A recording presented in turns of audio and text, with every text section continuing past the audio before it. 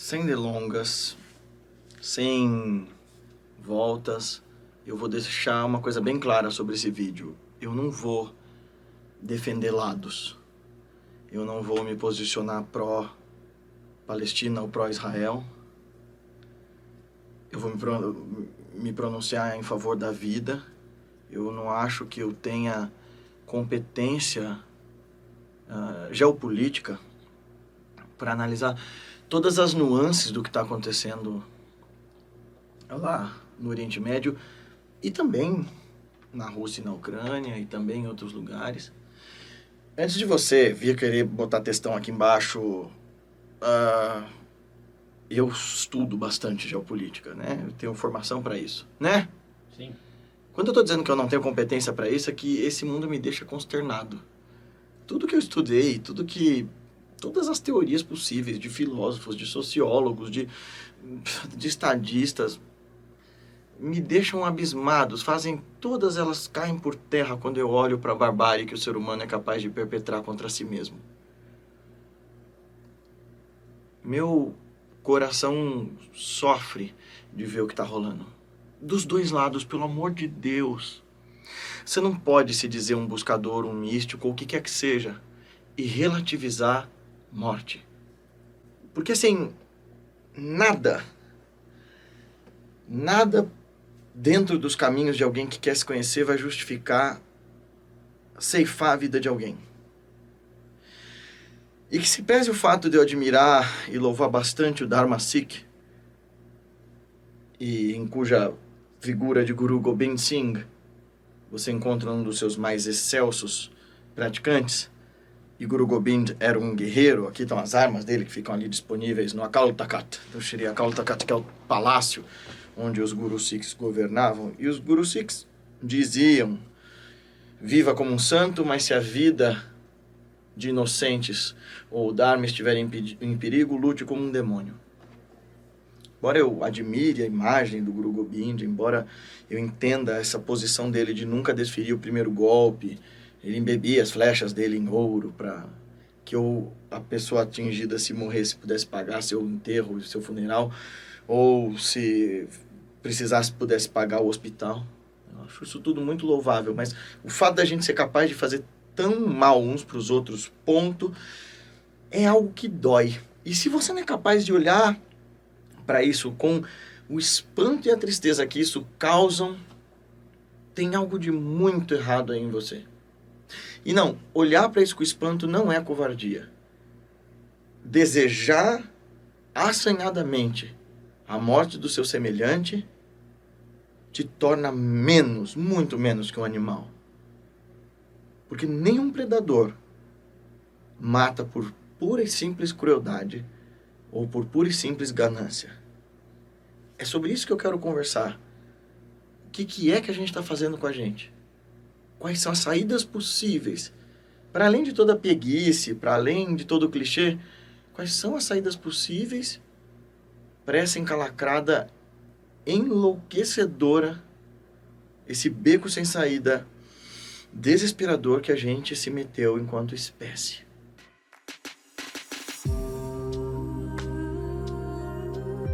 Antes da gente voltar para o tema do vídeo, eu vou pedir só um favor para você que acompanha esse canal sempre. Todos os nossos conteúdos, meditação, filosofia, autoconhecimento, espiritualidade, estão sendo também postados neste outro canal aqui, ó. Esse lado. Aqui. Então, aqui, Louca Sabedoria. Esse estado de abertura que permite a gente se transformar. Se inscreve lá, clica no sininho, acompanha, curte, comenta como você faz aqui. Vai ter muita coisa legal nesse novo canal e eu preciso da ajuda de vocês para poder divulgar esse trabalho. Então manda para os seus amigos nas redes sociais, comenta, curte, espalha aí, tá bom? Dias atrás, se você não mora numa toca, num bueiro, se você não é uma tartaruga ninja, ou se você não veio de outro planeta, aliás, se você for uma tartaruga ninja, você sabe porque as tartarugas ninjas liam jornal, né?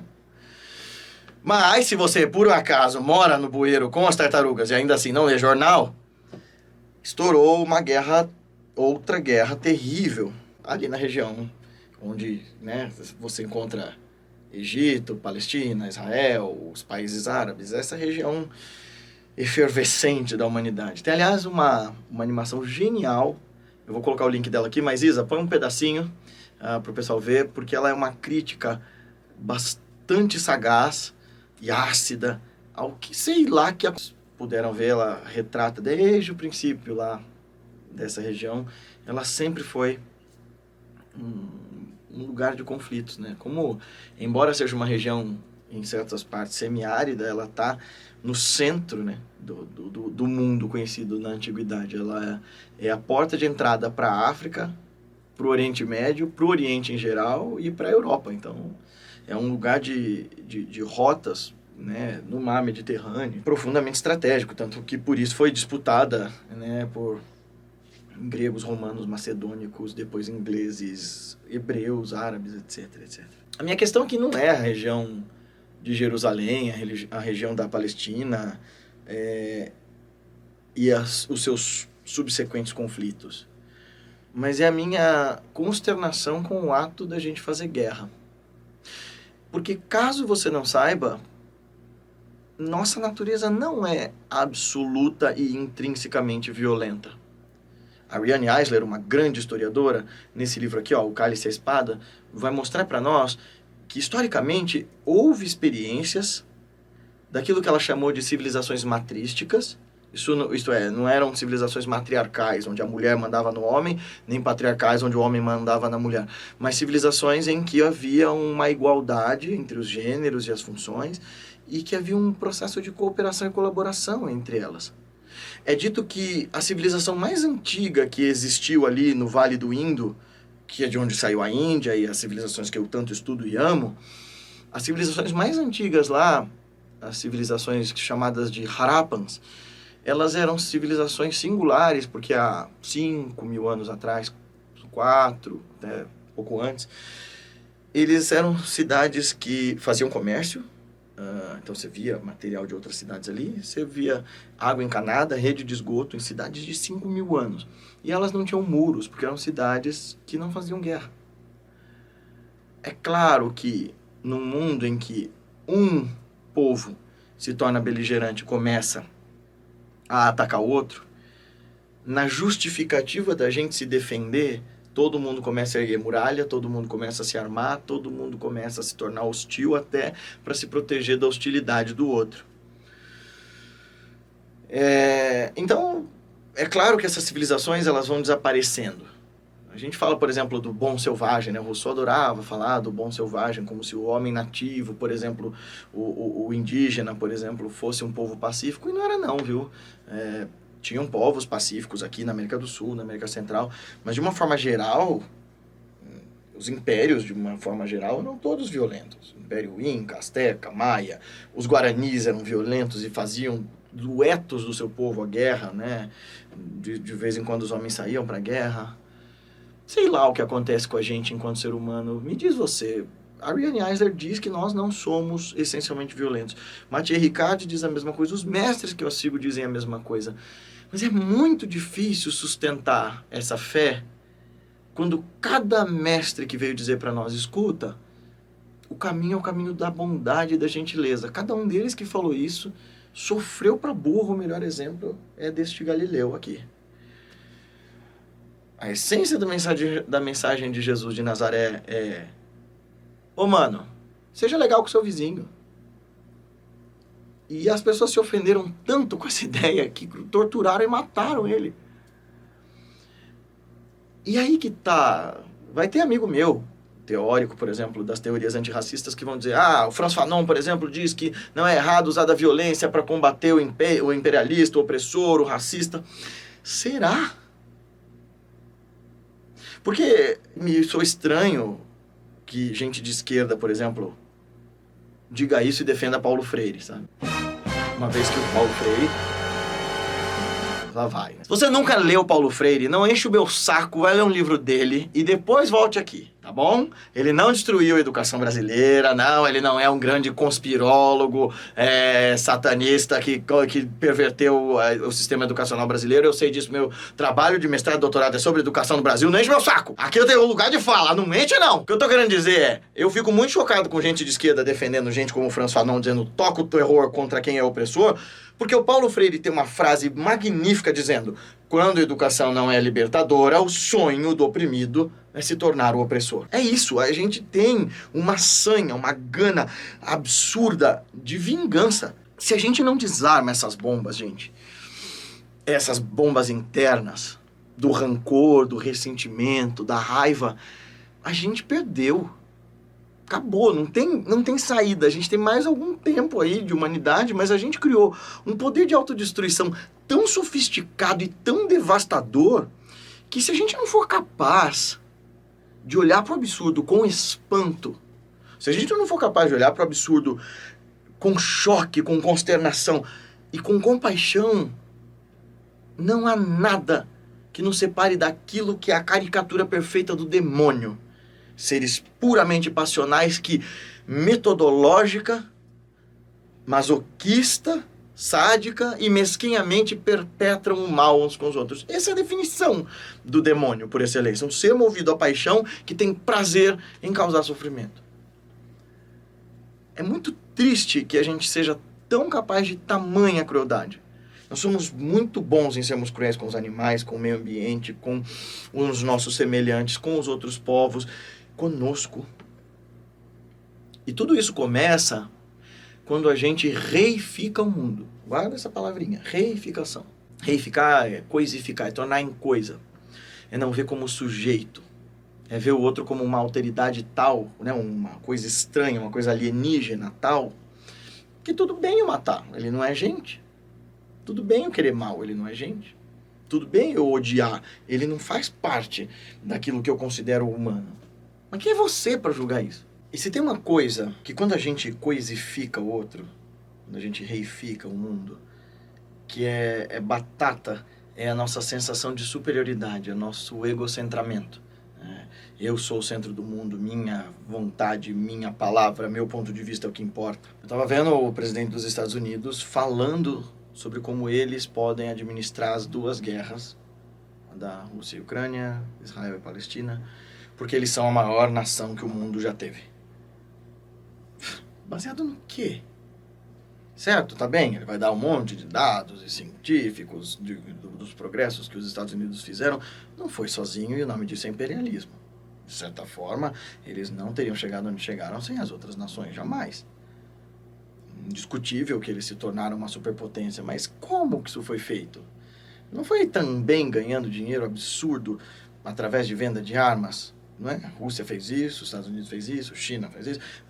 Vocês conseguem entender que não é uma questão de lado político? Pelo amor de Deus, parem de idolatrar seres humanos que vivem da especulação sobre a vida e a morte e a regência de povos não por um ideal, mas por pura ganância. Para você conseguir ser capaz de manejar conflitos com esse cinismo e essa frieza que os governantes da terra inteira fazem, tem de haver algo de muito podre em você. E ser manipulado por essas pessoas é muito fácil, então não cai nessa. Esse sentimento de superioridade, de eu tenho a verdade, o outro é só o mal, é o primeiro passo para a gente deixar de ser razoáveis, para a gente deixar a oportunidade da paz e da boa vontade desaparecerem. Não dá para você se colocar num pedestal. E nesse caso, por exemplo, a única coisa que eu diria sobre esse conflito que está rolando no Oriente Médio é privar pessoas inocentes de água e comida, do direito de ir e vir, bombardear lugares da ONU, de postos de assistência da ONU. É só vingança e crueldade. Não tem outro nome para isso. É bem a história que eu acabei de falar do Paulo Freire, né? O sonho do oprimido é virar o opressor. Assim, será que o povo que está fazendo isso não se lembra do que aconteceu uns 70 anos atrás com eles? Eu não estou preocupado com a agenda política, gente. Vocês sabem ao que eu defendo, né? Eu acho que os dois lados têm pontos absolutamente condenáveis. Meu desespero são com as vidas inocentes.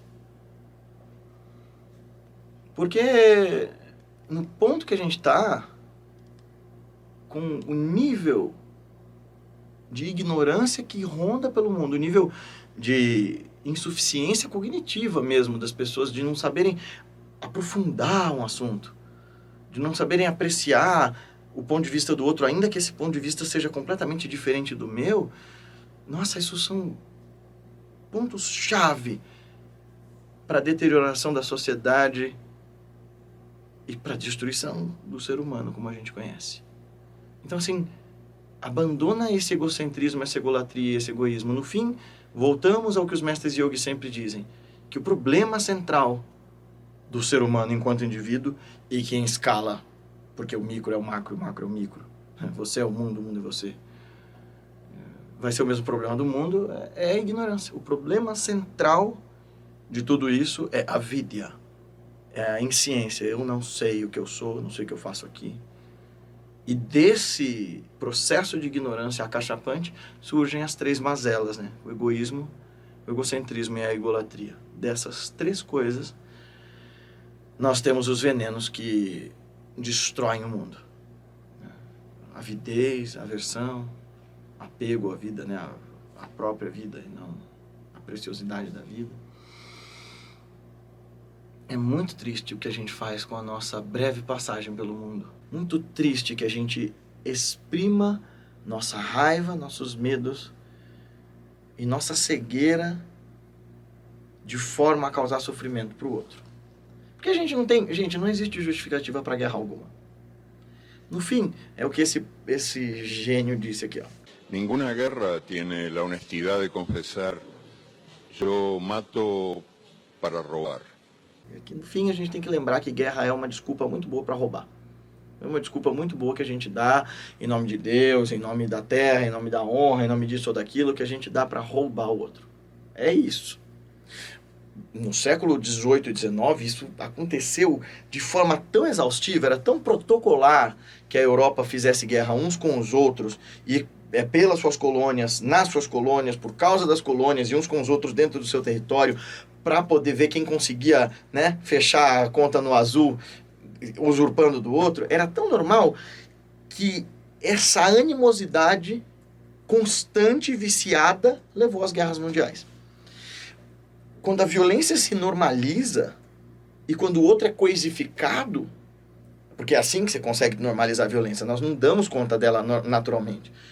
Então ela escala até o ponto do impossível. A gente só é capaz de praticar a violência em 2 possibilidades. Ou você foi anestesiado da capacidade de perceber o outro e tudo aquilo que nos torna humanos, como nossos neurônios espelho, como a nossa capacidade de aprender por imitação, como a nossa necessidade de reconhecer o outro. A mesma coisa que faz quando você olhar para um bebê e falar, ai, que bonitinho, que fofinho, são os caminhos cerebrais que a gente desenvolveu ao longo do tempo para poder sobreviver, uma vez que a nossa espécie não é a mais rápida, a mais forte, a mais um monte de coisa. Então a gente tem esse reconhecimento da compaixão porque é vantajoso para nós sermos compassivos. Então ou você, de alguma forma, desligou isso, ou por uma patologia, sociopatia, psicopatia e tal, né, e veio com isso com defeito de fábrica, ou alguém te desligou isso com algum treinamento militar, com alguma lavagem cerebral, ou isso te horroriza. Não existe neutralidade ante a violência, assim, sabe? Ou você está desligado da possibilidade de sentir, e aí há uma anomalia, ou você, ao ver violência com o outro, se incomoda. O Schopenhauer, que é um cara que é dito pessimista e tal, ele é quem vai ver na compaixão, por exemplo, o grande norte para a gente sair dessa loucura. Ele vai dizer, olha, existe uma força invisível que faz, inexplicavelmente, que eu, por exemplo, ao ver um homem querendo se atirar de um penhasco sem saber quem ele é e colocando minha vida em risco, vou lá e me atiro para tirar ele de lá e salvar nós dois. Essa força impulsiva é a compaixão. Eu não vejo outra saída para esse problema histórico que a gente tem, senão o da compaixão ampla, indistinta e absoluta. Você não quer direcionar, não precisa direcionar ao bandido, não, de jeito nenhum. Nem ao terrorista, de jeito nenhum. Mas você precisa enxergar que os civis de ambos os lados, que não decidiram fazer guerra e não quiseram fazer guerra, que a vida deles ser ceifada é algo irreparável, de uma dor insuportável e que a gente precisa fazer algo sobre isso.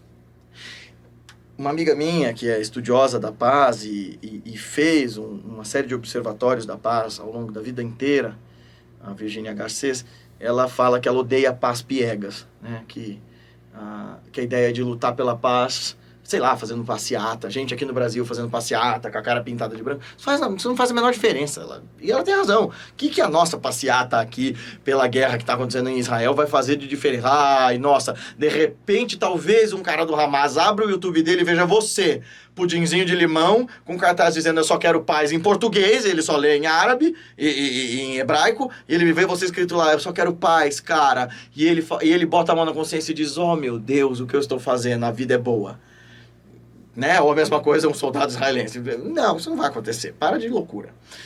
Não, você também não vai mudar o mundo pela psicosfera. Para com essa loucura New Age, Birutex de achar que você vai meditar e as frequências do mundo vão melhorar por causa da sua meditação. Bullshit. A sua meditação vai mudar o seu caráter. A sua meditação vai mudar a estrutura da sua forma de lidar com o mundo. E vai te dar a capacidade de aqui, na sua vida, atuar pela paz nas pequenas coisas diárias. Você quer aprender como faz isso metodologicamente? Dá uma olhada nesse link aqui, mas de verdade, não é porque eu estou vendendo o curso de meditação. Estou te dizendo, na prática vai te trazer paz, vai te trazer lucidez e espaço de criatividade para conseguir efetivamente agir como um agente da paz nos lugares em que você está.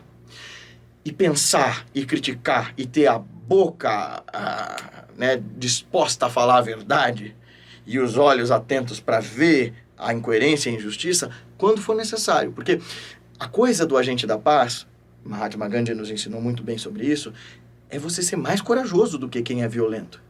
Porque a violência ela é sempre uma resposta desenfreada do medo.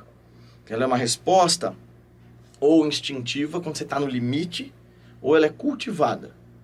Mas ela não é natural, ela não é espontânea e nem fácil. Ela demanda uma quantidade absurda de energia. Agora, uma quantidade ainda mais absurda do que os nossos mecanismos de luta ou fuga são as capacidades inteligentes de recusar a fugir e recusar a combater. Isso é o estado de ahimsa. Não é que eu vou ser inofensivo no sentido de bate em mim que eu gosto ou bate em mim porque eu sou um pobre coitado. Eu não vou me intoxicar da sua violência, mas eu vou fazer de tudo para você ter vergonha dela e perceber o quão absurda ela é. Olha, do fundo do meu coração, o que eu tô querendo dizer com esse vídeo é que não dá para ter lado. Dá para desejar o cessar-fogo. Tá bom, vem aí com seus argumentos políticos e históricos. No fim, todo mundo vai provar algum grau de razoável certeza quanto a isso. E todo mundo que está me ouvindo agora e que é engajado politicamente vai dizer, nossa, o Guilherme virou um alienado, caramba, quem diria? Não é nada disso. Eu estou tentando ir mais fundo do que a circunstância desse conflito. Eu estou tentando dizer para a gente olhar para a nossa natureza humana mesma e tentar entender como é que a gente sai desse lugar de completo horror. Ou a gente abraça a loucura. Mas eu tenho certeza que existe saída para isso. Vamos juntos pensar sobre isso. Toda a minha solidariedade, toda a minha compaixão e minha aspiração à bondade amorosa às vítimas de ambos os lados de todas as guerras. E que aqueles que detêm o poder, de alguma maneira, sei lá, que se por um milagre, despertem para a compaixão genuína e lembrem de quão preciosa é a vida humana e é a vida por excelência, é a vida em si. Vamos fazer a nossa prática meditativa para juntos construirmos uma sociedade diferente e vamos estender a mão para quem quer que precise. Tá bom? Até mais.